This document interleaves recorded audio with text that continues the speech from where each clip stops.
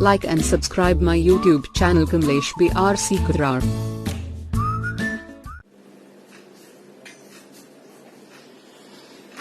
नमस्कार मित्रों, मैं आज आपके बीच उपस्थित हूँ सरकारी विद्यालय बिहार सरकार के वर्ग 6 विषय हिंदी और पाठ का नाम है मंत्र। प्रेमचंद की बहुत ही रोचक, बहुत ही सुंदर कहानी है।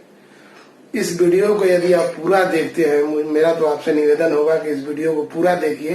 पूरा देखते हैं आप तो मंत्र शीर्षक पाठ को आप कैसे पढ़ाएंगे, साथ ही उसमें शब्दार्थ क्या है और उसके एक एक प्रश्न उत्तर को भी मैंने वीडियो के अंत में करके रखा है। तो आप निश्चित तौर पर इस वीडियो को देखें और पूरा लाभ उठाएं। आइए, सबसे पहले आपसे एक रिक्वेस्ट, मेरा channel, YouTube channel Kamlesh BRC Kudra, इसको देखें। 56-57 वीडियो जिसमें डाले गए हैं जो केवल आपके लिए है, पठन पाठन से संबंधित है। उन सभी वीडियो को देखें, लाइक करें और मेरे चैनल को सब्सक्राइब करें। तो आइए हम लोग शुरू करते हैं। ये आप देखिए, ये क्या है, आप गौर से देख लीजिए। ये एक बुढ़े व्यक्ति की तस्वीर है। ये एक बुढ़े व्यक्ति की तस्वीर है।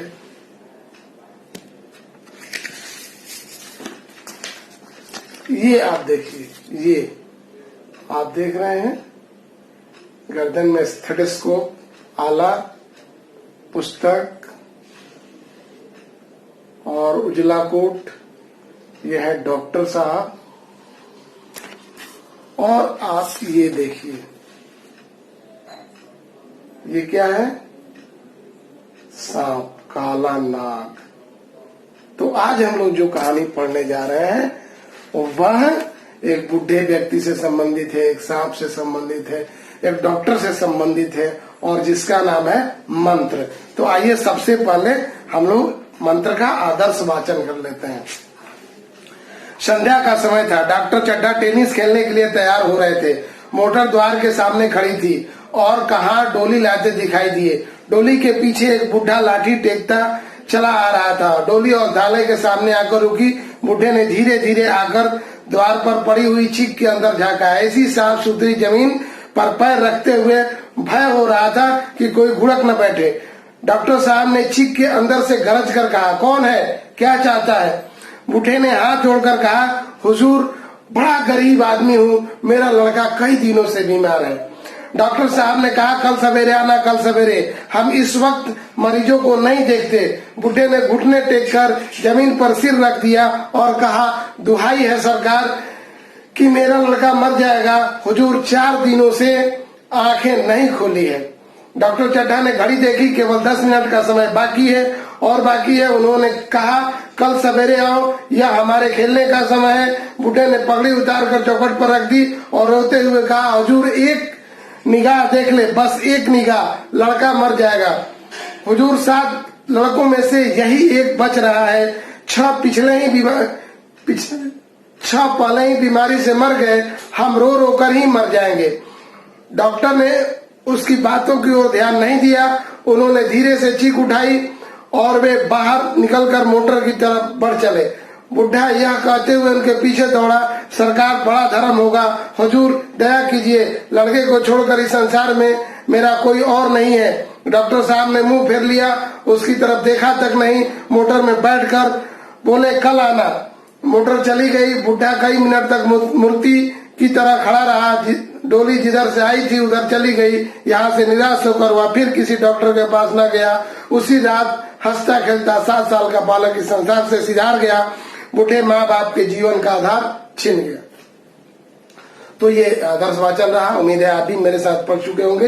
ये है आपका पिछले पुस्तक का नाम, कक्षा 6 भाग 1, और हम लोग पाठ पढ़ रहे हैं मंत्र। और ये मैं आपको बताते चलूं कि मंत्र प्रेमचंद, जो सुप्रसिद्ध कहानीकार, उपन्यासकार, नाटककार प्रेमचंद जी हैं, उनका लिखा हुआ है। प्रेमचंद का जन्म 31 जुलाई 1880 को उत्तर प्रदेश के वाराणसी जिले के लम्ही नामक गांव में हुआ था। वे हिंदी और उर्दू के एक महान कवि थे। गोदान, गबन, ये सब उपन्यास जो सुप्रसिद्ध उपन्यास है उन्हीं के लिखे हुए हैं। तो तो आइए हम जो है इस कहानी के बवाल पर चर्चा करते हैं। आपने आदर्श वाचन में देखा कि एक बूढ़ा व्यक्ति है और वह बूढ़ा व्यक्ति अपने बीमार बेटे को लेकर डॉक्टर चड्ढा के यहाँ आता है, डोली पर लेकर डॉक्टर चड्ढा के यहाँ आता है। उसका बच्चा कई दिनों से बीमार है। बूढ़े व्यक्ति के 7 बेटे थे, 7 में से 6 बेटे पहले ही बीमारी में पड़कर अपना जान गंवा चुके थे। ये 7वां बेटा था, वो भी 4 दिन से बीमार था, आंखें नहीं खुल रहा था और वह मजबूरी में डॉक्टर चड्ढा के यहाँ लेकर आया था। लेकिन डॉक्टर चड्ढा उस समय खेलने जा रहे थे और उन्होंने उस बुढ़े के अन्य बिन्ने प्रार्थना पर कोई ध्यान नहीं दिया, वे खेलने चले गए। बुढ़ा गिड़गिड़ाता रहा, लेकिन डॉक्टर ने बुढ़े की कोई बात नहीं सुनी और इस प्रकार वो खेलने चले गए। बूढ़ा की हिम्मत नहीं हुई कि वह फिर किसी और डॉक्टर के पास जाए और इस प्रकार उसी शाम वह लड़का जो है मर जाता है और बूढ़ा का जीवन में अंधकार छा जाता है। आइए आगे देखते हैं इस कहानी में क्या है। कई साल गुजर गए। डॉक्टर चड्ढा की 2 संतान थी। एक लड़की थी जो बड़ी थी, जिसका शादी ब्याह हो गया, वह ससुराल चले गई। दूसरा एक लड़का था जिसका नाम कैलाश था और वह कॉलेज में पढ़ता था। कैलाश को एक अजीब सा शौक था। वह सांपों को पालता था, उन्हें खिलाता था, उन्हें नचाता था, बड़ी सांपों से प्रेम करता था। तो डॉक्टर चड्ढा कि यहाँ आज कैलाश का 20वां सालगिरह था। कैलाश ने अपने सभी मित्रों सहपाठियों को बुलाया था, साथ ही साथ डॉक्टर चड्ढा के मेहमान भी आए हुए थे। घर खचाखच भरा हुआ था। मृणालिनी जो कैलाश की खास दोस्त थी और उसके कुछ मित्र कैलाश से सांप देखने का जिद करने लगे और उनके आग्रह पर कैलाश उन लोगों को पहले तो मना किया कि चलिए फिर कभी दिखा देंगे, लेकिन उनके आग्रह पर कैलाश उन्हें सांप दिखाता है। वो दरबा में ले जाता है, दरबा के पास ले जाता है, बीन बजाता है, सांपों को दिखाता है, सांपों को निकालता है, अपने गर्दन में लपेटता है, हाथ में लपेटता है। ये सब देखकर सभी लोग आश्चर्यचकित रह जाते हैं। उसी में से एक मित्र कहता है कि अजी इन्होंने सांप का दांत तोड़ दिए होंगे, विष का दांत निकाल दिया होगा इन्होंने। इस पर वो कहता है कि विष का दांत तोड़ना मदारियों का काम है, ये हम लोगों का काम नहीं है। अगर आपको रुकिए, हम आपको इसका दांत दिखाते हैं। और सबसे जहरीला सांप काला नाग, जो काला सांप उसके पास था, कैलाश ने उसको निकाला और उस सांप को निकालकर उसके गर्दन को दबा दिया। और उसके गर्दन को जैसे ही वह दबाने लगा, सांप को इस तरह के व्यवहार का उम्मीद नहीं था। सांप जो है उसे लगा कि आज कैलाश उसे मार डालेगा। सांप जो है आत्मरक्षा तैयार हो गया। मैं आपको बता दूं, सांप 2 ही कारण से काटते हैं। या तो फूड बाइट होती है उनकी, या तो वो खाने के लिए काटते हैं, और नहीं तो फिर फियर बाइट होती है, या तो फिर वो डर से काटते हैं। या तो वो खाने के लिए काटते हैं और नहीं तो वो डर से काटते हैं। इतना डर जाते हैं कि वो डर से काटते हैं। तो कैलाश से वो भयभीत हो गया, सोचा कि कैलाश आज हमारा जान ले लेगा, इसलिए वह आत्मरक्षा तैयार हो गया। और कैलाश जैसे ही उसका दांत दिखाकर और अपना हाथ ढीला किया, वो झट से मुड़कर और कैलाश के उंगली में काट लिया। अब कैलाश के हाथ से हरा हरा खून बहने लगा। दौड़ता हुआ कैलाश एक कमरे में गया और जड़ी निकालकर उस पर लगाया, लेकिन उसका कोई लाभ नहीं हुआ।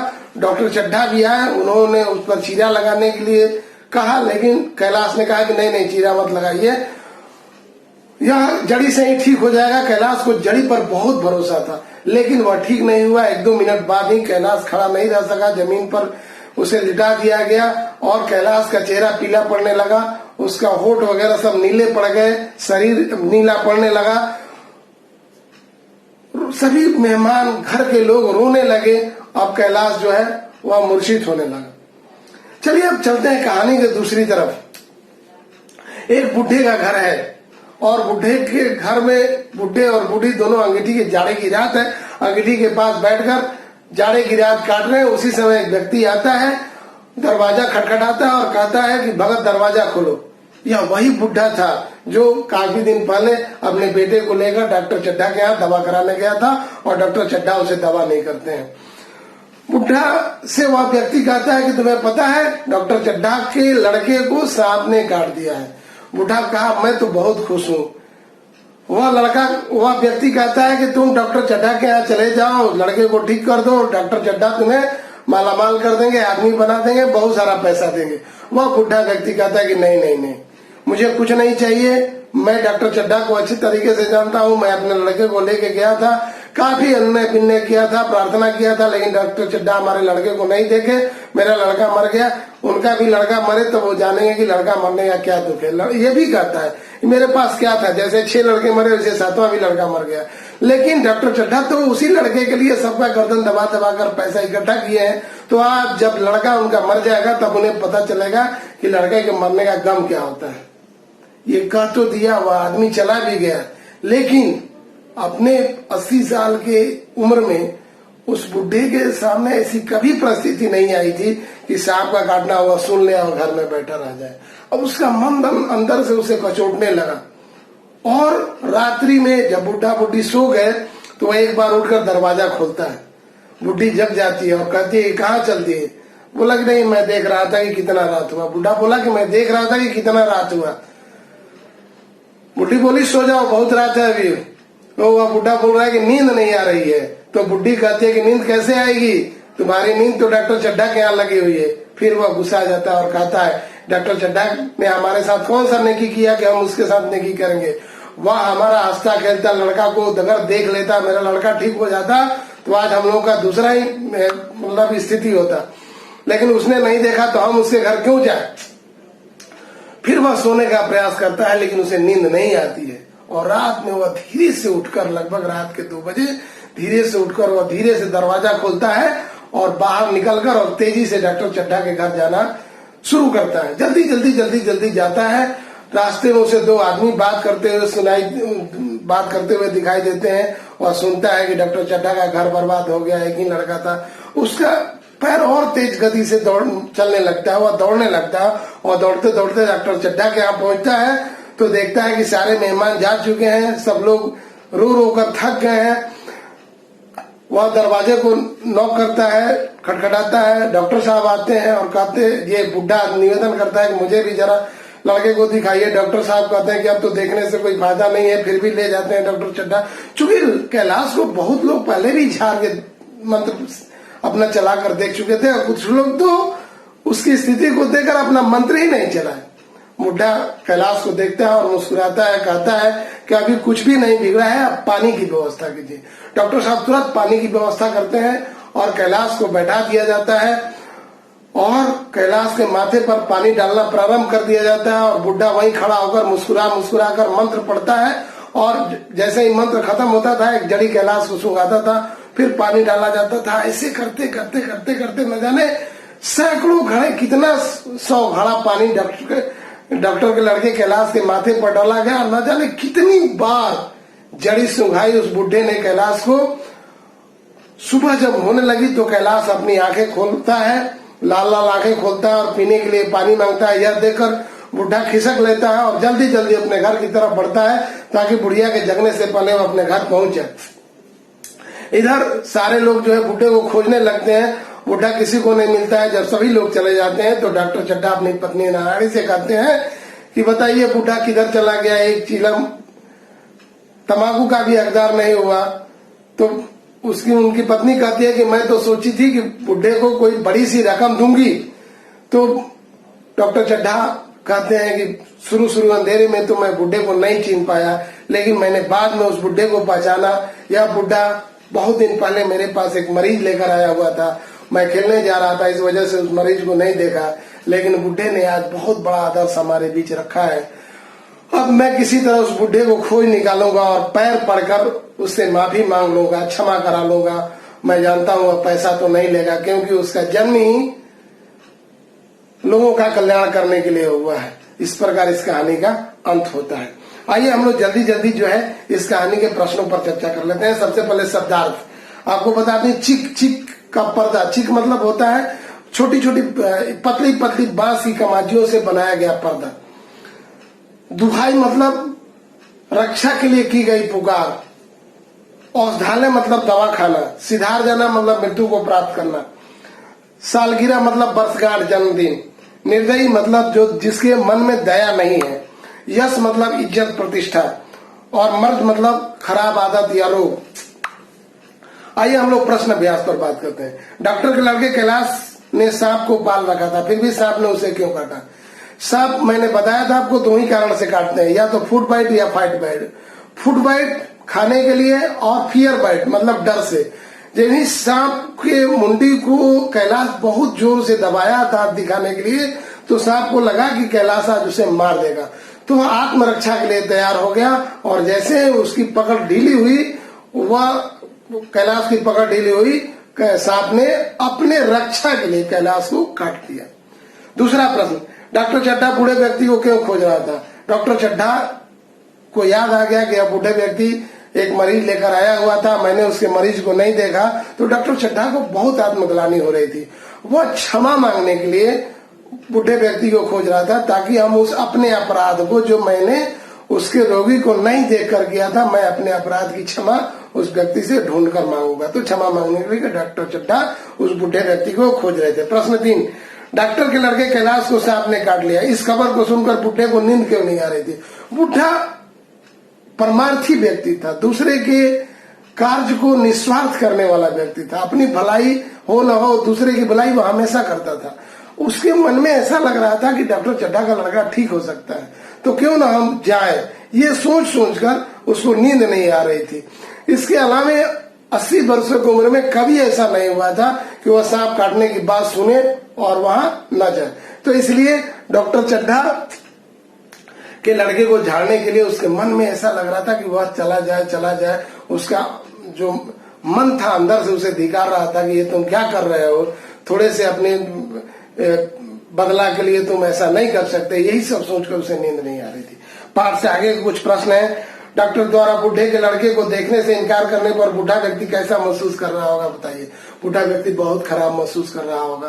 बूढ़ा व्यक्ति को लग रहा था कि काश डॉक्टर देख लेता, डॉक्टर को नहीं देखने पर उसे डॉक्टर पर गुस्सा आ रही होगी, और वह सोच रहा था कि भगवान ऐसे लोगों को क्यों बनाते हैं, या निर्दयी क्यों है, मेरे बेटे को देख लेता। यही सब विचार उसके मन में आ रहे होंगे। आगे के प्रश्न, समाज में गरीबों का जीवन स्तर सुधारने के लिए आप क्या करना चाहेंगे? क्या क्या करना चाहेंगे? 2 चीजें मैं अवश्य करना चाहूंगा। पहली चीज शिक्षा। सबके लिए शिक्षा जरूरी होनी चाहिए, क्योंकि अगर शिक्षित आदमी रहेगा तो उसका जीवन स्तर अपने आप सुधर जाएगा। और दूसरी चीज रोजगार। शिक्षित जब होगा कोई न कोई रोजगार उसे मिल जाएगा। रोजगार, सरकार रोजगार की व्यवस्था कर दे जिससे पैसे आएंगे, और पैसे आएंगे तो जीवन स्तर सुधर जाएगा। मेरे हिसाब से शिक्षा, गरीबों का जीवन स्तर सुधारने के लिए 2 महत्वपूर्ण चीजें हैं, एक शिक्षा और दूसरा रोजगार। इस पाठ में आपको किसका चरित्र अच्छा लगता है और क्यों? इस पाठ में मुझे सबसे अच्छा चरित्र उस बुढ़े व्यक्ति का लगता है, क्योंकि बदले की भावना हृदय में होते हुए भी वह जाकर डॉक्टर चड्ढा के लड़के कैलाश को झाड़ा और कैलाश के लड़के को ठीक किया। हमारे समाज में हमारे लोगों का भी ऐसा ही चरित्र होना चाहिए, ऐसा ही मन होना चाहिए। दूसरे लोग अगर बुराई भी करते हैं तो मेरे मन में उनके प्रति बदले की भावना नहीं हो, बल्कि हम उनके लिए अच्छा ही करें। जो तो को काटा हुए ताई बोए तो सुन, तो जो तो को काटा हुए ताई बोए तो फूल, तो को फूल का फूल है, वाको है त्रिशूल। ये भावना हमारी होनी चाहिए। आगे का प्रश्न, इस पाठ में हमें क्या शिक्षा मिलती है? इस पाठ में हमें यही शिक्षा मिलती है कि कोई गलत भी करता है तो उसके प्रति हमारी नियत गलत नहीं होना चाहिए, हम उसकी भलाई करें, तभी यह जो है दुनिया सुधर सकती है, हम एक दूसरे के काम आए, यही बहुत बड़ी बात है। व्याकरण से प्रश्न, निम्नलिखित मुहावरे का वाक्य में प्रयोग करो। चैन न आना। चैन न आना मतलब दम रह लेना, या ये कहते हैं कि स्थिर न बैठना। अब जैसे इसका वाक्य में प्रयोग, जैसे ही पता चलता था कैलाश को कि किसी व्यक्ति के पास सांप का कोई जड़ी है, तो जब तक वो उसे प्राप्त न कर लेता था उसे चैन नहीं आता था। हवा देना मतलब बढ़ावा देना। कुछ लोग समाज में गलत व्यक्तियों को गलत कार्य करने के लिए हवा देते रहते हैं। तीसरा, पगड़ी उतारना मतलब बहुत इज्जत करना। समाज में डॉक्टरों को लोग पगड़ी उतार कर रखना मतलब बहुत इज्जत करना। बूढ़े व्यक्ति ने डॉक्टर के सामने अपने बेटे के इलाज के लिए पगड़ी उतार कर रख दी। चौथा, भूत सवार होना मतलब जुनून होना। मेरे यहाँ एक लड़का रमेश है, जिसको काम देखते हैं उसे समाप्त करने की उसे भूत सवार हो जाती है। अगला, कलेजा ठंडा होना मतलब संतोष होना। दूसरे को दुख में देखकर गलत लोगों का ही कलेजा ठंडा हो जाता है। और आखिरी, सीधे मुंह बात न करना मतलब किसी के साथ अनुचित बात ही हमेशा करना। डॉक्टर चड्ढा एक घमंडी व्यक्ति थे, वह सीधे मुंह किसी से बात नहीं करते थे। तो ये हो गया। निम्नलिखित शब्दों में औपसर्ग लगाकर आप विलोम बनाइए। जैसे धर्म का अगर हमें विलोम बनाना है तो धर्म का अ लगा देंगे तो अधर्म हो जाएगा, ज्ञान का अ लगाएंगे तो अज्ञान होगा, भाव में अ लगाएंगे तो अभाव होगा, सहमत में अ लगाएंगे तो असहमत हो जाएगा, और सावधानी में अगर अ लगाते हैं तो असावधानी हो जाएगा। कुछ करने का प्रश्न दिया हुआ है, इसे तो आप बच्चों से कराइए, बच्चे करें। तो चलिए आज इस पाठ में इतना ही। आप लोगों का बहुत बहुत धन्यवाद इस वीडियो को पूरा देखने के लिए। आप मेरे चैनल को लाइक और सब्सक्राइब अवश्य करें। नमस्कार।